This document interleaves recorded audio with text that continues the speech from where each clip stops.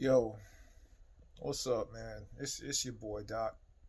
And I just wanted to make a quick rant about women in the workplace. Well, I've made a women in the workplace video before, but this is about Black American women at the workplace. Um, Needless to say, if I'm working in a group, if I'm working with people with a team, then guess what? I'm a team player. You know, I used to be on football teams, wrestling teams, fucking I was in the military, so I know how to work with a team. But I've noticed a common pattern of the majority of careers that I've worked in, and it's usually this: the fucking the wrench in the whole entire system, the whole usually the one that fucks up everything and it causes dissension amongst the group is a Black American woman. And I don't understand, like, why are y'all so fucking angry and masculine acting all the time? Be lucky that you have a job, sweetheart. Be lucky that you have a career. I'm telling you, man, I don't understand, man. Dude, man, just had some issues with this fucking Black American woman at my job. You know, she she was like, "Oh, well, I need you to send me an email at such and such time after your computer is logged back on." I'm like, "Okay, all right, will do." Log my computer back on. Sent her an email right when I logged the computer back on, and she comes at me. "You don't know how to follow instructions. Oh, why didn't you send me an email?" And I was like, check your inbox. The email is there. So she checked her inbox and she felt like a fucking moron. And even still, she did not take accountability for not checking her own email. I'm like, it was like, well, and she tried to make excuses for her bullshit. I'm like, you asked me to fucking send you an email right after I logged back on the computer. I sent you that email. You were just too lazy to check it. And now you're trying to come up with excuses for your ill behavior. Accountability be damned. And this is what I be talking about with women and accountability. They do not take accountability for shit. And Lord willing, it's not all women that are like this, man. Because I work with some women who are who are some hard chargers, man. I work with some women who are fucking amazing. But guess what? Those women, if they're black, they happen to be from another country and they're fucking good work. They work well with me, or, you know, or fucking women of other races or whatever. But it's usually Black American women who are the biggest, biggest, assholes on the team.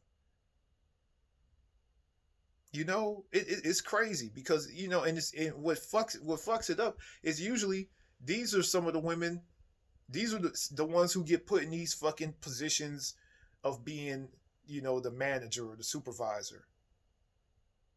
Notice that when you go to a lot of places, like a lot of like the DMV, or you know um if you go to Walmart or anything, like go anywhere, usually the manager will be a fat Black American woman with an attitude. Am I wrong? And usually, let me tell you something. Leadership is a skill. Leadership is a fucking skill, man. And let me tell you, like I said, I've learned I've learned how to be an effective leader from being an NCO in the military. I learned how to be an effective leader through trial and error of looking at other supervisors in my past jobs. And usually, a good leader will put the morale of his coworkers first and foremost. Get task done within a decent time and within decent quality, and create an atmosphere of cohesion amongst the coworkers. That's what a good leader does. And a good leader doesn't place blame on people. A good leader doesn't just delegate responsibilities and tasks. A good leader is actually down there in the mud, in the fucking hard time. It fucking you know leading the charge. That's what a leader does. It's a difference between a leader and a boss. I would rather be a leader. And a lot of these sisters that I have worked with, especially those who have been in supervisor positions, have not been leaders. They have not been good leaders. They would get mad and then they wouldn't take accountability. They fucking bring their personal issues to work all the time. They run around stomping their feet when they don't get what they want. And then you got, some of them that will literally hook up with upper management, like, the male bosses, just to get ahead. And hell, to be honest, that's how a lot of them have gotten ahead. Not all of them, but a lot of them. I'm sick and tired of dealing with these Black American women with these attitudes at work. It's not my fault that I remind you of your ex-boyfriend. Don't take that shit out on me in the workplace. It's not my fault that you have attention deficit disorder and you don't know how to properly get a task done. That's not my fault. Maybe you need to seek therapy.